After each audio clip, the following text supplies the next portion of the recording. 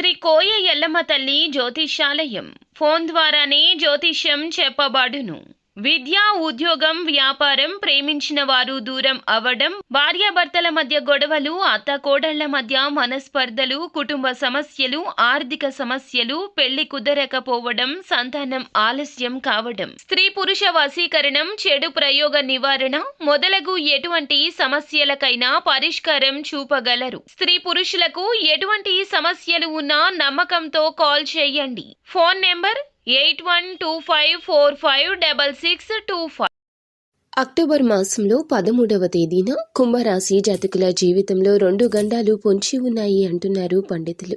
ఏమిటి ఆ గండాలు, ఏం జరగబోతుంది అనే వివరం ఒక్కొక్కటిగా వీడియోలో విని తెలుసుకుందాము.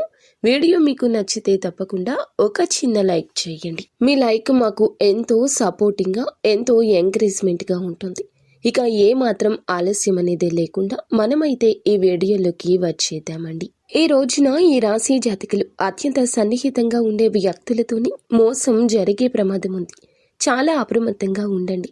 వారిని మీరు చాలా కాలంగా గుడ్డిగా నమ్ముతున్నారు. వారి వల్ల కొన్ని సందర్భాల్లో కీడు జరిగినా మీ యొక్క కుటుంబ సభ్యులు హెచ్చరిస్తున్నా వారితో బంధాన్ని ఆపలేకపోతున్నారు. అటువంటి వ్యక్తుల వల్ల ఈ రోజే చిక్కుల్లో కూరుకునే ప్రమాదం ఉంది. మీరు అవసరం లేని ఒక అనవసరమైన బంధాన్ని నెత్తినేసుకున్నారు.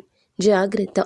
అలాగే వారి రీత్యా ఈ రోజున ఒక గొడవకు కూడా వెళ్ళొచ్చు. అది మీకు మనశ్శాంతి లేకుండా చేస్తుంది. పోలీస్ కేసుల వరకు కూడా వెళ్లే ప్రమాదం ఉంది. ఈ గండం నుండి బయటపడడానికి ఖచ్చితంగా చాకచక్యంగా వ్యవహరించండి.